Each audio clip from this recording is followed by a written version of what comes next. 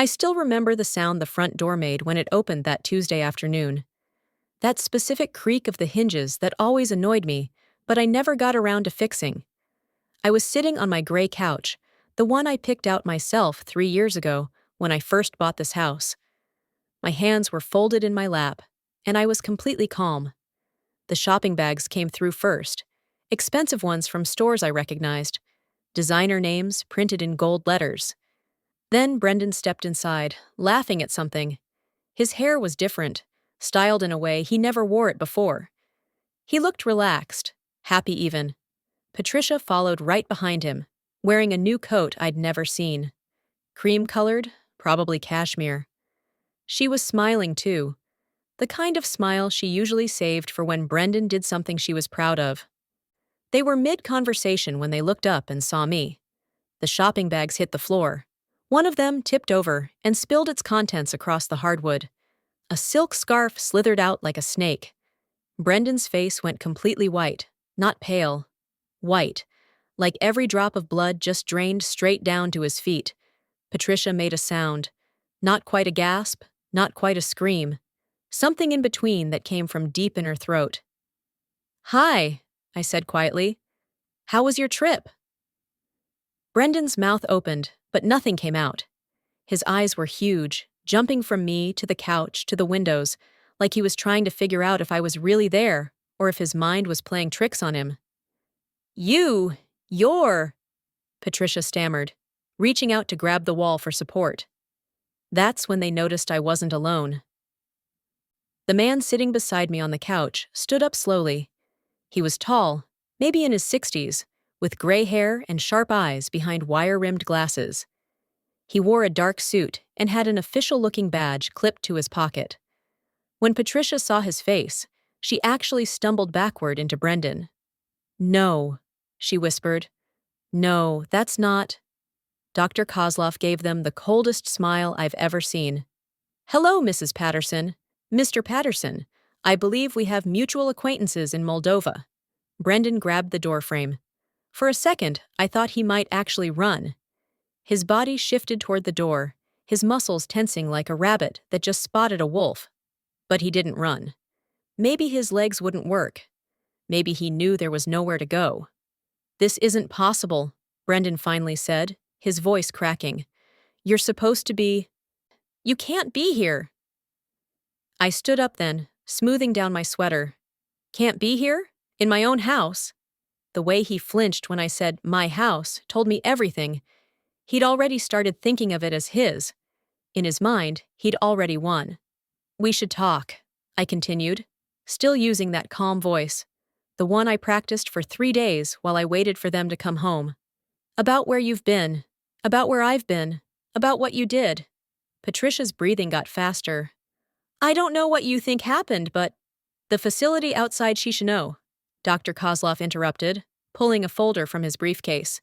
"The one where you had your daughter-in-law illegally committed using forged documents. That facility." The color that drained from Brendan's face now drained from Patricia's too. They looked like two ghosts standing in my doorway. "Dr. Kozlov flew in yesterday," I explained. "He's very interested in how a private psychiatric hospital in his jurisdiction came to imprison an American citizen based on fraudulent paperwork. He's even more interested in who paid them to do it." Brendan's hand was shaking so badly, he had to press it against the wall to steady himself.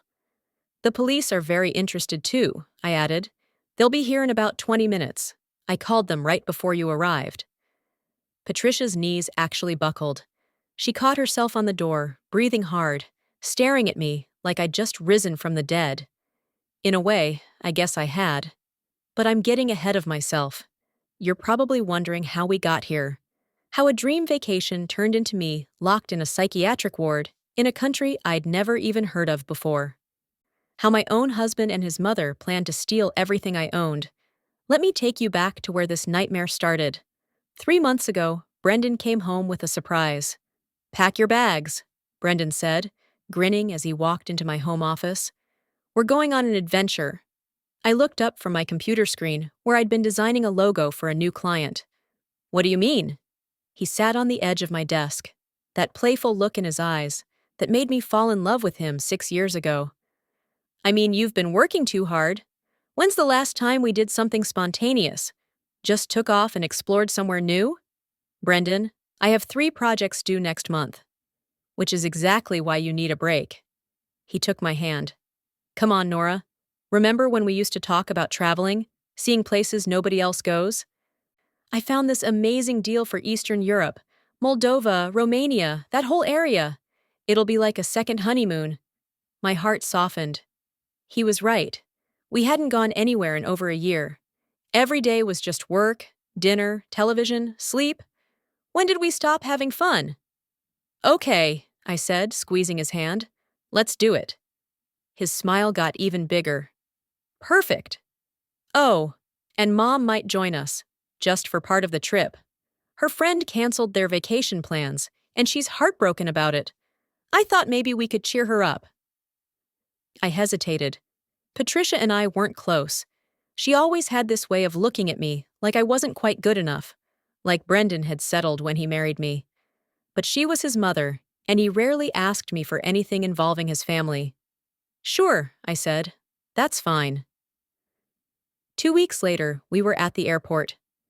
Patricia had 2 large suitcases for a 10-day trip. She wore expensive sunglasses and kept talking about how excited she was to see authentic Europe, not the touristy parts. The flight was long. Brendan held my hand during takeoff, which he knew I hated. Patricia sat across the aisle reading a book about Eastern European history. Everything seemed normal. Good, even. Moldova was different from anywhere I'd ever been. The buildings looked tired, like they'd seen too much history. But there was beauty, too. Old churches with painted walls, markets selling fresh bread and honey. Brendan had booked us a nice apartment in the capital city, Chisinau. The first 3 days were actually wonderful. We walked through parks and ate at small restaurants where nobody spoke English, and we had to point at pictures on menus. Patricia was surprisingly pleasant, telling stories about Brendan as a child, laughing at my terrible attempts to pronounce Romanian words. Then small things started feeling off. It began with the tea. Every morning, Patricia would make this special herbal blend she bought from a local market. It's tradition here, she insisted. Locals drink it for energy and clarity. It tasted bitter, but I drank it to be polite. Within an hour, I'd feel foggy, heavy, like my thoughts were moving through mud. You're probably just jet-lagged, Brendan said, when I mentioned feeling tired all the time. But I'd traveled before. This felt different. I started noticing them whispering. I'd walk into the kitchen, and they'd stop talking immediately, turning to me with quick smiles that didn't reach their eyes. One afternoon, I woke up from a nap and found Patricia going through my purse. Oh, I was just looking for gum, she said smoothly, zipping it back up. Did you want to wake up? We were trying to let you rest. My passport was in that purse. So was my wallet. That evening, I couldn't find my phone for 20 minutes. When I finally located it under a couch cushion, there were apps open that I hadn't opened. My banking app. My email. You probably opened them and forgot, Brendan said when I told him. That tea does make people spacey. Maybe stop drinking it. But Patricia brought me a cup the next morning anyway, and Brendan watched me with these expectant eyes until I drank it. On the 5th day, I was resting in the bedroom when I heard Patricia on the balcony, speaking in choppy Russian to someone on the phone. I only caught pieces through the door. Wednesday at 2. Yes, the papers are ready. She won't fight much. We've been preparing her. My blood went cold. I opened the door. Who are you talking to? Patricia jumped, nearly dropping her phone. Then her face smoothed into a warm smile. Oh, just booking us a surprise. There's this wonderful wellness retreat about an hour from here. I thought we could all go tomorrow. Massage, mineral baths, the works. My treat. What papers were you talking about? Booking papers, sweetie. Confirmation documents. She patted my arm. You're so suspicious lately. That's the stress. This retreat will fix you right up. I wanted to argue, to demand the truth. But my head felt so heavy from that morning's tea, and part of me wondered if I really was just being paranoid. Okay, I heard myself say. That sounds nice. The next afternoon, our taxi pulled up to a large gray building surrounded by a concrete wall. There were bars on the windows. This wasn't a spa. Brendan grabbed my arm before I could run. The front entrance had peeling paint and smelled like bleach, mixed with something rotten. My stomach twisted as Brendan's grip tightened on my arm. What is this place? I tried to pull away. This isn't a retreat. Come on, Nora, Patricia said from behind me, her voice suddenly cold. Flat. Don't make a scene. A woman in a stained white uniform opened the door. She looked at Patricia and nodded, like they'd met before. They probably had. No. I yanked my arm hard, but Brendan was stronger. No, I'm not going in there. Two men appeared from inside. Large men with blank faces and orderly uniforms. They took my arms, one on each side, and I screamed. Let go of me! Brendan, what are you doing? Help me! He wouldn't look at me, just stared at the ground while they dragged me through the doorway into a dim hallway that smelled like old cafeteria food and something chemical. Please! I thrashed against their grip, my shoes squeaking on the dirty tile floor. I don't belong here! Call the embassy! Call someone! A door opened and a man in a wrinkled doctor's coat stepped out. He had gray stubble and tired eyes. He spoke to Patricia in Russian, and she responded in her broken attempt at the language. But I caught some words. Sick. Dangerous. Episodes. I'm not sick! I screamed at him. They're lying. Check my records. Call my doctor back home. I've never... The doctor pulled papers from a folder. Even upside down, I could see official-looking letterhead, stamps, signatures, my signature. I didn't sign that, I said, my voice breaking. I never signed anything. Let me see it. The doctor showed me. Psychiatric commitment forms. A medical history claiming I had bipolar disorder with psychotic features. A statement saying I'd stopped taking medication and had become a danger to myself and others. At the bottom, my name in handwriting that looked almost exactly like mine. Almost. That's not my signature, I said desperately. Look closely, the R is wrong. I never loop it like that. This is fraud. This is kidnapping. But the doctor didn't speak English well enough to understand my frantic explanation. Or he didn't care. He said something to the orderlies, and they started pulling me down the hallway. I looked back at Brendan, my husband, the man who promised to love and protect me. Why are you doing this? Tears poured down my face. Brendan, please. Whatever I did, we can fix it. Please don't leave me here. He finally looked up. His eyes were cold, empty. I didn't recognize him. You didn't do anything wrong, Nora, he said quietly. You just have something I need. What? What do you need? I'll give you anything, just don't... Everything, he interrupted. The house, your business accounts, the inheritance from your grandmother, all of it. My mind couldn't process what he was saying. You're my husband. We share everything already. Patricia laughed. Actually laughed. Not legally, dear. You kept everything in your name only, remember?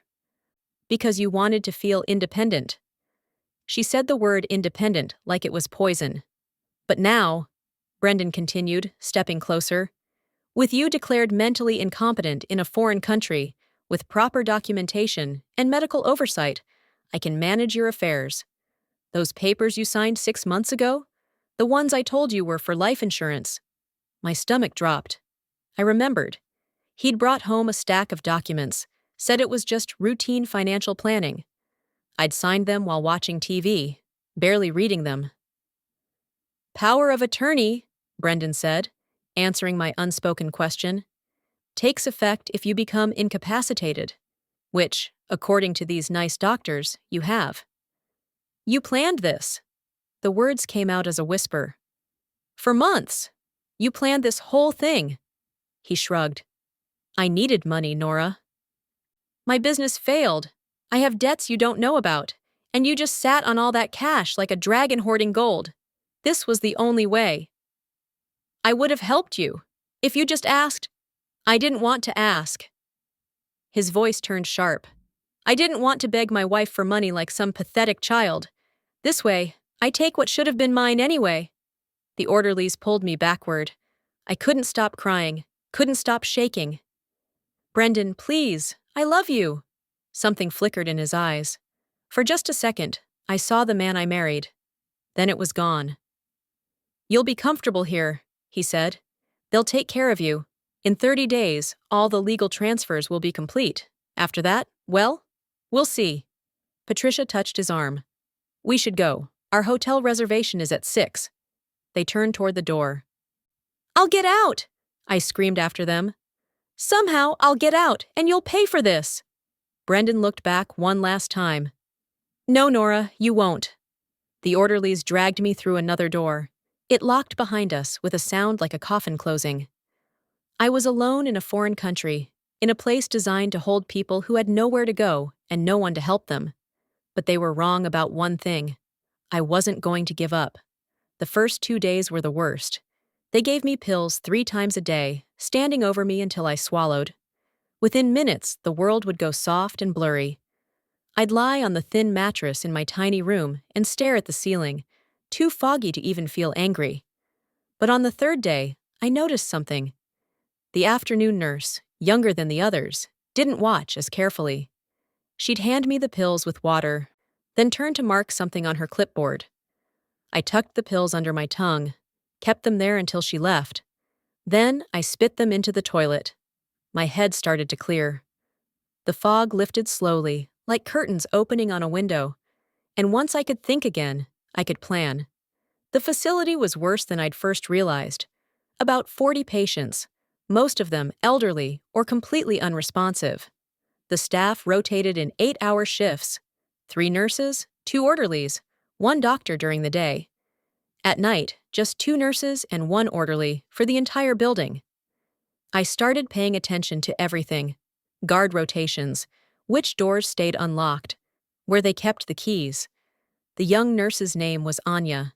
She had kind eyes and wore a silver cross necklace. On my 5th day, when she brought lunch, I said thank you in Russian. Just 2 words I'd learned from listening. She smiled. You speak Russian? Only a little. I'm trying to learn. It was a small connection, but it was something. I started being a model patient, calm, cooperative. I'd sit quietly in the common room doing puzzles. I'd eat all my food. I'd smile at the staff. Several times, I pretended to take my pills normally, just so they wouldn't get suspicious about the times I didn't. Anya started talking to me during her rounds. Her English was broken, but better than my Russian. She told me about her daughter, about how she worked this job because it paid more than the hospital in town. Why are you here? She asked one day, while checking my blood pressure. You seem not sick like others. I'd been waiting for this question. I chose my words carefully. My husband's family didn't like me. They wanted my money, so they made up papers saying I was crazy and brought me here. Her forehead wrinkled. They can do this? They did do this. Look at my admission papers. Really look at them. The signature isn't quite right. The medical history is made up. Call any hospital in America and ask if I was ever a patient. She glanced at the door nervously. I could lose my job. I know. I'm not asking you to help. I'm just asking you to look, to see the truth. She left without answering, but 2 days later, she came to my room during a night shift. I looked, she whispered. The papers. Something is wrong with them. I see it. My heart raced. How many people here are like me, put away by families who just wanted them gone? Maybe half, she admitted, her voice sad. We are paid to keep people, not to ask questions. Anya, I have money, real money, in accounts my husband doesn't know about. If you help me leave, I'll pay you. Enough to quit this place. Enough to do something better. She backed away, shaking her head. Is too dangerous. Please. I have a 7-year-old niece back home who's supposed to come stay with me next month. If I don't get out of here, she'll think I abandoned her. My husband will tell everyone I had a breakdown. My whole life will be gone. I was making up the niece, but the rest was true enough. Anya left without promising anything. I thought I'd pushed too hard, scared her off. 3 days later, she slipped me a phone during lunch. An old flip phone, barely functional. 10 minutes, she whispered. Then I need back. My hands shook as I dialed my bank's international number. I'd memorized it years ago, part of my grandmother's advice about always having an emergency plan. It took 8 of my 10 minutes to verify my identity and arrange a wire transfer to an account Anya gave me. $5,000. Half now, half when I was safely out. When I gave the phone back, Anya looked terrified and determined at the same time. I will help, she said, but we must be very careful. If they catch us, they will put me in room next to yours. When? I need few days, to plan, to get things you need.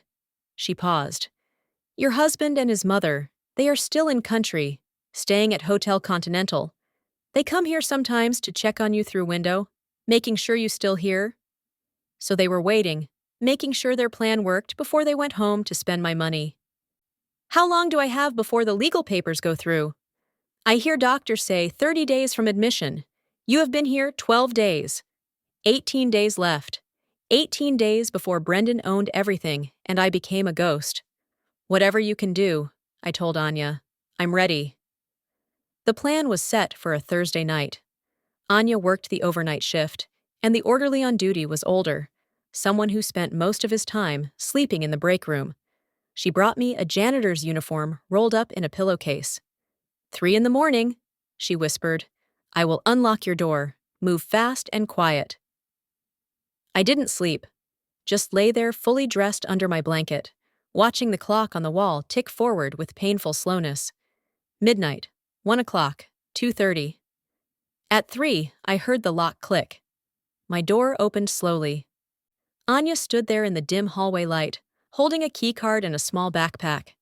I changed into the uniform in 30 seconds. The pants were too long, and the shirt smelled like cigarettes. But I didn't care. Your passport, Anya whispered, handing me the backpack.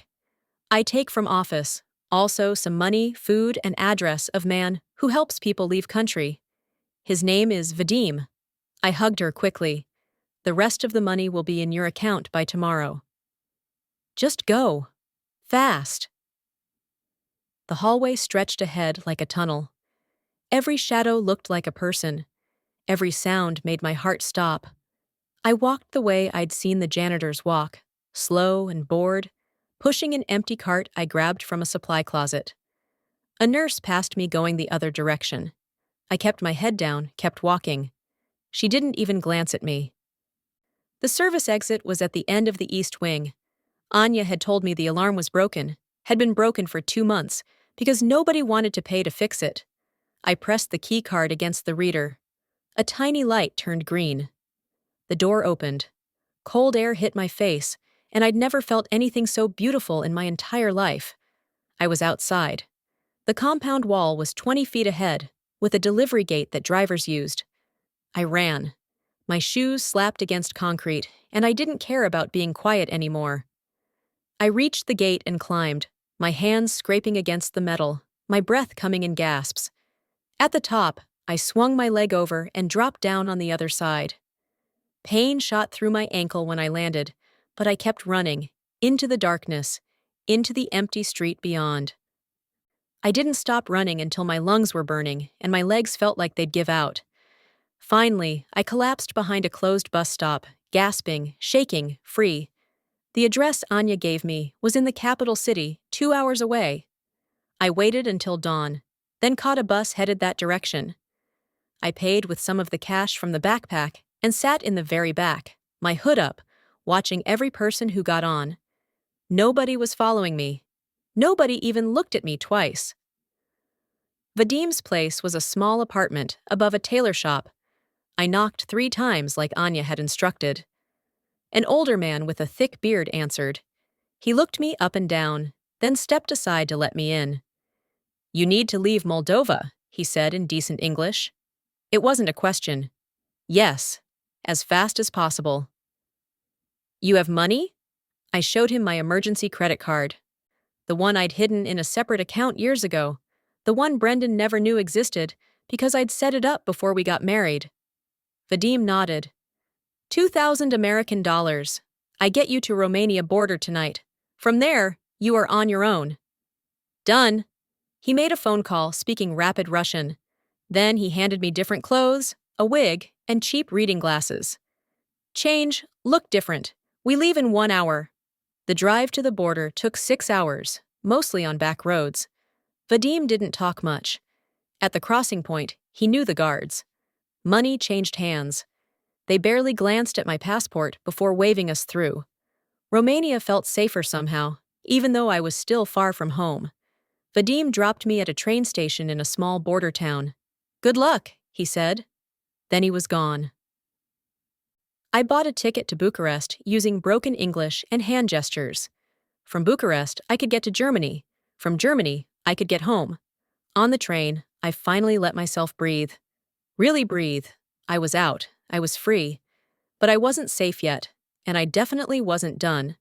I pulled out my phone and called my lawyer, Thomas Werner. Someone I'd worked with 5 years ago on a contract dispute. Someone Brendan had never met. Thomas, it's Nora Chen. I need your help with something complicated. Nora, are you okay? You sound... I need you to listen carefully. My husband just committed fraud, forgery, and international kidnapping, and I need you to help me prove it before he steals everything I own. There was a long pause. Where are you right now? On a train in Romania. I'll be back in the country in 3 days. Can you meet me? I'll clear my schedule. Nora, what happened?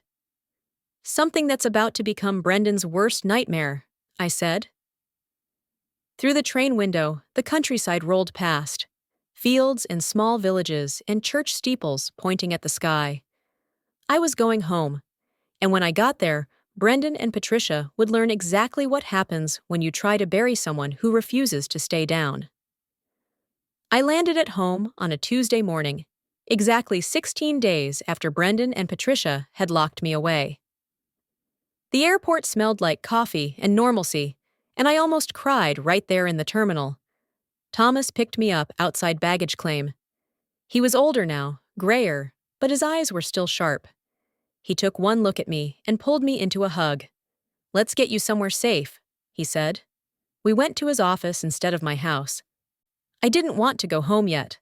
Wasn't ready to see what Brendan might have already taken or changed. In Thomas's conference room, I laid out everything. The forged commitment papers, photos I'd taken on Anya's phone of the facility, of my locked room, of the medication charts with my fake diagnosis, voice recordings of other patients talking about how their families had dumped them there, the wire transfer receipts showing Patricia paying the facility. Thomas listened to all of it, his face getting harder with each piece of evidence. This is criminal, he said finally. International fraud, false imprisonment, forgery, conspiracy to commit theft. Nora, they're going to prison for this. Good. But first I need to stop them from taking everything. What has Brendan filed while I was gone? Thomas pulled up his laptop and started searching public records. His frown deepened as he read. He filed the power of attorney documents 8 days ago, along with a medical declaration of incompetence from a Dr. Stanislav Murgu. He started transferring business assets. Your company accounts have been moved to his control, and he listed your house for sale 3 days ago. My house. My grandmother's money that bought it. The place I'd painted and decorated and made into a home. Can we stop it? Absolutely. You're here, you're competent, and you can prove the documents were obtained through fraud. I'll file an emergency injunction today. Everything will be frozen within hours. Relief flooded through me. What else? We report this to police, local and federal, since it crosses international borders. We'll also need to contact the State Department about the facility in Moldova. I want to do more than that, I said. I want to contact someone who can shut that place down permanently. Thomas nodded. I might know someone. Give me a few hours. While he worked, I sat in his office and finally let myself fall apart. I cried for an hour straight, for the betrayal, for the fear, for the 16 days I'd spent locked in that room, thinking I might never get out. Then I washed my face, drank some coffee, and got back to work. By evening, Thomas had found him. Dr. Mikhail Kozlov, the regional medical director who oversaw psychiatric facility licensing for 3 Eastern European countries, including Moldova. I called him from Thomas's office. In careful English, I explained everything. I sent him the photos, the documents, the recordings. He was silent for a long time after I finished. "Ms. Chen," he said finally, "what was done to you is a disgrace to my profession. This facility has been under suspicion before, but we never had proof. You have given me everything I need. I want them shut down. They will be, I promise you this. But I want something else. I want to meet the people who did this to you." "They're still in Moldova, at the Hotel Continental." "No," he said. "According to my sources, they returned home yesterday. They believe you are still locked away. They think they have won." An idea formed in my mind. A dangerous, probably crazy idea. "Dr. Kozlov, how would you feel about taking a trip? Coming here to witness what happens when they find out the truth?" He was quiet again. Then I heard something that might have been a smile in his voice. "I think that could be arranged. For such an important case, I should document the confrontation personally. When would you like me to arrive?" "As soon as possible. I want to be waiting for them when they walk through my door." Over the next 2 days, everything fell into place. Thomas filed the injunctions. The court froze all asset transfers pending investigation. The house was pulled from the market. My business accounts were restored to my sole control. I met with police detectives and federal agents, gave statements, handed over evidence. They opened investigations in multiple jurisdictions. Dr. Kozlov flew in on Friday. He brought official documentation about the facility, about their illegal practices, about the other victims they'd imprisoned for profit. On Saturday morning, I went home. The locks had been changed, but I had every legal right to be there. Thomas had a locksmith meet us. Within 20 minutes, new locks were installed. Keys that only I had. I walked through my house and saw what Brendan had done. Half my furniture was gone, probably sold. My office had been ransacked. Photos of us had been taken off the walls. But it was still my house, still mine. I cleaned up, made coffee, sat on my couch and waited. Thomas had hacked Brendan's email. Not exactly legal, but given the circumstances, nobody was going to complain. Brendan and Patricia were flying back today. They'd land at 3. They'd be home by 5. Dr. Kozlov arrived at 4:30, carrying his briefcase and credentials. He sat beside me on the couch, professional and stern. "Are you ready for this?" he asked. "I've been ready since the moment they locked me in that room," I said. At 5:15, I heard a car in the driveway. At 5:17, a key tried the lock and didn't work. At 5:18, the door opened anyway. Brendan must have thought the lock was just sticky. They walked in laughing, carrying shopping bags, completely unprepared for what they were about to face. The shopping bags hit the floor with a soft thud that seemed impossibly loud in the silence that followed. Brendan's face went through several expressions in the span of 2 seconds. Confusion, recognition, disbelief, then pure terror. Patricia made a choking sound. Her hand flew to her chest like she was having a heart attack. "Surprise," I said softly. Brendan stumbled backward into the doorframe. "This isn't... You can't. How did you..." "Get out?" I finished for him. "Turns out when you illegally imprison someone, they tend to find a way to escape, especially when the staff realizes they're committing international crimes." Patricia's eyes darted to Dr. Kozlov. She recognized him. I could see it in the way her face went gray, in how her whole body started trembling. "You know Dr. Kozlov, don't you, Patricia?" I continued. "You met him once when you were setting up your little arrangement. Did you really think someone in his position wouldn't eventually find out what that facility was doing?" Dr. Kozlov stood, pulling his credentials from his pocket. "Mr. Patterson, Mrs. Patterson, I am Dr. Mikhail Kozlov, Regional Medical Director for Psychiatric Services. I have documented evidence of your conspiracy to illegally commit a United States citizen using forged documents." Brendan tried to speak. Nothing came out but a strangled gasp. The facility has been shut down as of yesterday, Dr. Kozlov continued. 12 patients have been released to proper care. The director and 3 staff members are under arrest, and your names are listed as co-conspirators in an international fraud and kidnapping case. We didn't kidnap anyone, Patricia finally managed to say. Her voice shook. We were trying to help Nora. She was sick. She needed treatment. Stop lying, I interrupted. Just stop. I have recordings. I have the wire transfers you made to the facility. I have testimony from the nurse who helped me escape. I have everything. Brendan seemed to pull himself together slightly. His face hardened. You can't prove we knew the documents were forged. We thought you really were sick. My mother's a retired nurse. She noticed symptoms. The signature analysis proves you forged my name, I said calmly. The investigation into your finances shows you're $300,000 in debt from your failed business. The timeline shows you've been planning this for at least 6 months. And the best part? The power of attorney you tried to use, completely void. Every transfer you made has been reversed. Every asset you tried to steal is back in my name. The color drained from his face again. The house sale was canceled, I continued. My business accounts are restored. The legal incompetence declaration has been thrown out. You got nothing, Brendan. Nothing except federal criminal charges. Patricia collapsed into a chair, her designer coat crumpling around her.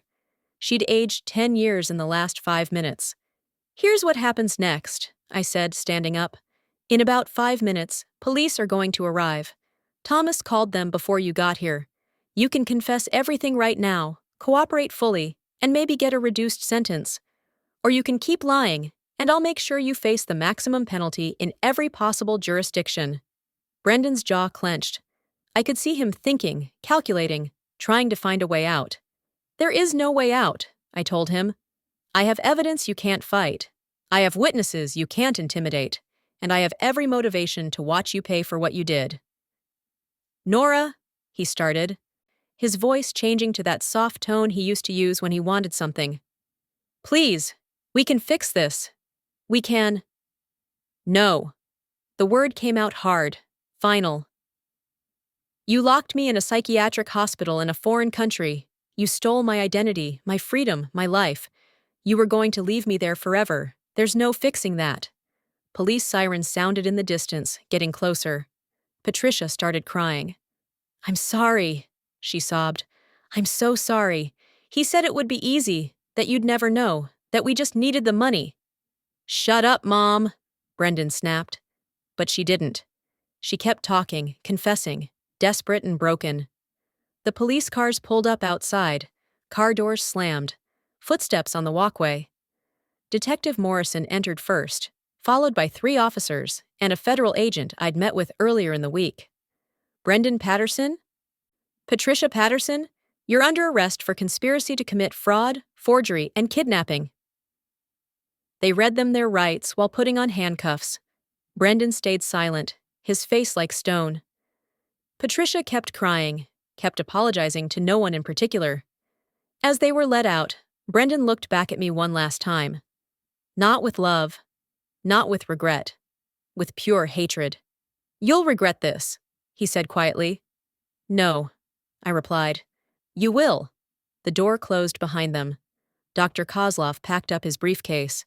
I will testify at their trial, and I will make sure every detail of what they did becomes part of the public record. Thank you. After he left, Thomas stayed while I gave another statement to the detectives. They took the shopping bags as evidence, along with photos of what Brendan had stolen from the house. When everyone finally left, I was alone. I walked through the rooms slowly.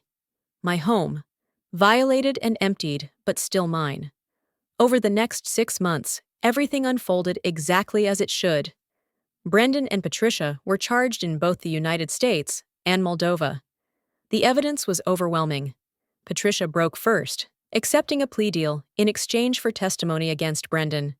She got 6 years. Brendan went to trial and lost. 8 years in federal prison. I divorced him while he was awaiting sentencing. He didn't contest it. Had nothing to contest with. The facility in Moldova was permanently shut down. Dr. Kozlov personally oversaw the release and proper placement of every patient who'd been wrongly held there. Anya got her money and used it to go back to school to become a proper nurse at a real hospital. A year after that terrible trip, I started a nonprofit organization. We help people who've been wrongly committed or trapped abroad by family members trying to steal from them. It happens more often than anyone realizes. I still live in my house. I repainted it, bought new furniture, hung new pictures, made it mine again in a way it had never been before. Sometimes people ask me if I'm afraid, if I worry about what will happen when Brendan gets out of prison in 7 years. I'm not afraid, because I learned something important in that locked room in Moldova. I learned that I'm stronger than anyone who tries to break me, that I can survive betrayal and fight back, that I refuse to be a victim. Brendan tried to bury me, but he forgot that buried things sometimes grow. And when I came back stronger than he ever expected. I won. And every single day, I make sure he knows it.